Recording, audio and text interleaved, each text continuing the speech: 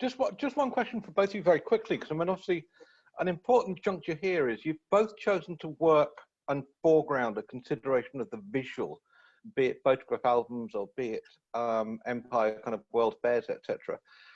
Why is visual literacy and analysis of it critical at this juncture in the 21st century? Why is the visual so important here? I'm happy to take that. So, I mean, my real kind of interest in having the visual as my kind of archival base came from a real kind of personal feeling of attachment to these sources. When I first came across these postcards, I was really quite moved by the colour, the scenes, the gaiety that they inspired, and so I had this real kind of visceral, emotional connection with these scenes in a way that I haven't. I mean, sometimes you can in an archive you have there's a text and you might smell a particular way or it feels a particular way, but with these postcards there's this real sense of life. So I came at it not through an intellectual standpoint, but a real kind of personal connection. And then I also reflecting on it. You know, these postcards they were staged, and these women were asked to stand in particular ways. They moved in certain ways, and they ultimately were part of that process of self and reception and audience, and that the image of the photograph blurs those boundaries between the observer and the observed, and that's why I find them particularly powerful, because it marks the unmarked, and also it just adds another layer to kind of Irish political expression that moves away from kind of thinking about politics that takes place within kind of institutions of government, or politics that takes place within kind of activist spaces or kind of protest movements, but politics that exists through the stories we tell about our communities and the ways that we want our communities to be represented seem equally, if not, I was going to say more significant, but as significant as the textual. So that's the way that I've approached the visual in my own kind of work. And this is following up to something that I think you were speaking about there. And anonymous attendee, how are you? You're a regular of ours today. I'm curious for both of you, if studying these past performances are embodiments, indeed, as you might put it, of Irish engagement with colonial structures, how they inform or shape your view, how you view current images, policies, practices that depict how Ireland treats those who are non-Irish today. So we're moving right into the present, and the question, I think, is pointing indeed to direct provision. Can you make a connection between that relationship that was being formed, that we're reading here in the images then, and what we have in Ireland now?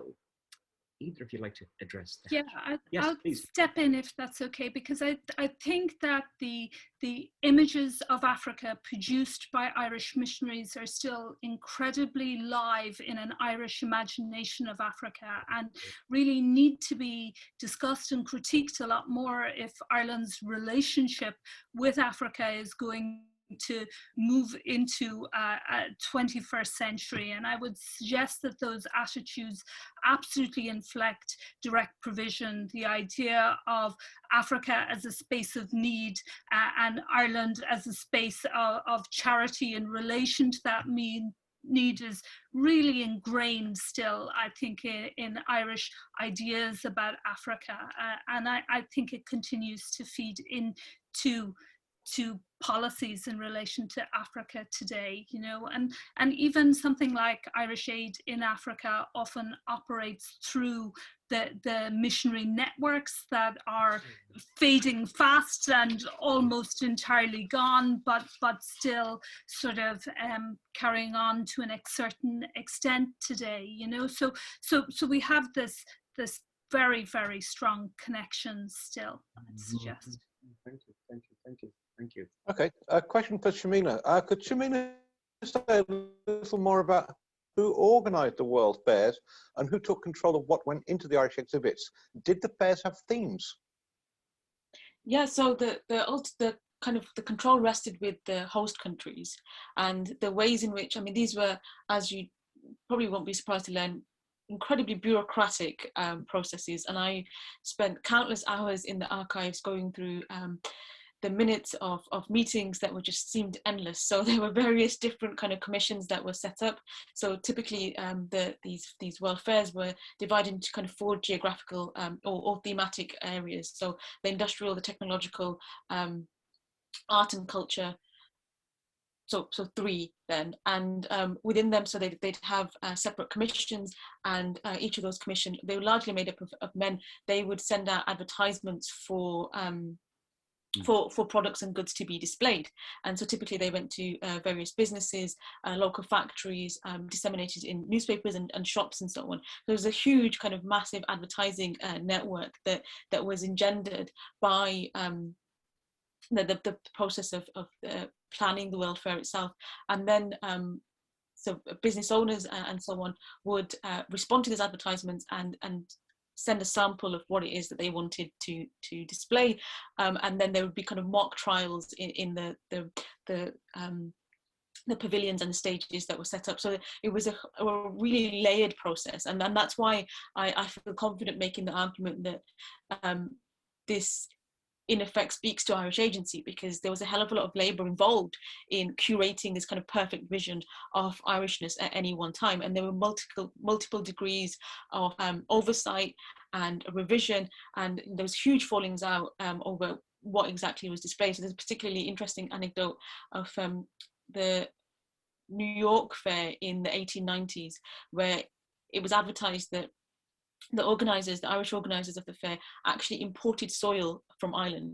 So actual sod was in theory imported, and there were just countless reams of letters back and forth saying, you know, make sure that the box is marked as fragile so that it's not lost, and so on. And whether or not what was displayed was the actual sod supposedly imported from Ireland didn't really matter, because there were stories of particularly this one Irish woman who broke down on when she stepped into the Irish pavilion, because as she reported to the journalist at the time, this was the first time she stepped foot in Irish soil since she left in the 1850s, and this was in the 1890s.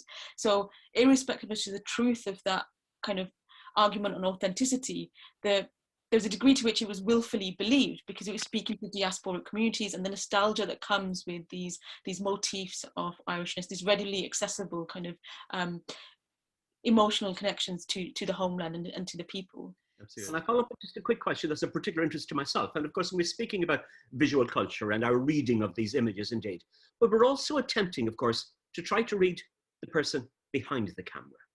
And I'm wondering about those Irish missionaries who went out in droves, very often with the very, very highest ideals, in a project that they very often absolutely believed in. And they're so little represented. And of course, they're all dying off now. So very, very few of them left indeed. Though we do get a glimpse of one, I think, in one of Brian Fried's plays. Can you tell me a little bit about, did you learn anything about the people behind the camera? Was there anything covered about those men out on those Irish men out there? So with the one individual who comes, so I have 2 individuals behind my case studies, and one is Bishop Thomas McGettrick of Patrick's Missionary Society. I didn't include any images in that slideshow, but he's one of my case studies and his personal albums. And of course, he wrote his own biography because he was a bishop. There's a lot of information. There's a lot of sense of him as a person, although that sense of him as a person is very managed. And that's often a very managed, very institutional persona. When you're talking about religious sisters, often I'm looking at anonymous artifacts. It's notable that the albums in institutes of religious sisters are more likely to be anonymous than those made by priests. And you have a sense of the need for anonymity, for a sense of humility, of not pushing yourself forward. There's discussions of a need for a custody of the eye, some suggestions that sisters are photographing too much in a couple of documents I saw in the archives. And so you do have that sense of the control of the persona and the control of, and sort of not presenting an individual personality.